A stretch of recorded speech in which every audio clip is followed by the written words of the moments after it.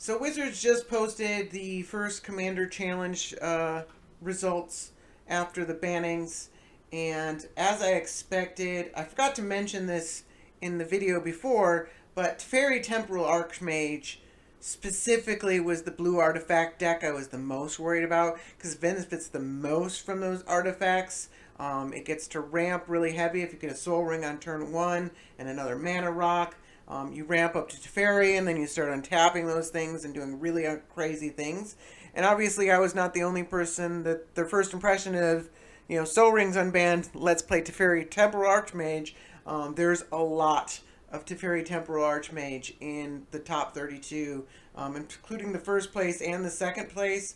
Third place was an interesting Gaddock Teague, so somebody was maybe metagaming, but there's a lot of Teferi Temporal Archmage in this list. There's a lot of Kesses as well, and there's a few other things. There's another Teferi, there's another Kess, there's another Kess, there's a blue artifact deck, Arkham Draxum, and there's Tassiger, Kess, Teferi, Tassiger, Leovold. This isn't exactly what I'd call a diverse format. Azusa, kind of nice to see, but she was a dominant commander before.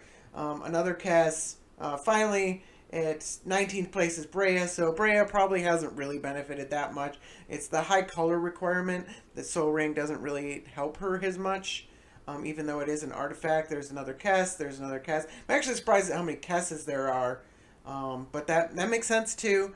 Another Leovold, another Teferi, Yisan, and then another Teferi, and then Maelstrom Wanderer down to 26th place. That's interesting. Sidisi, 27th place. Leovold. Sphinx of the Final Word. I didn't even notice that one.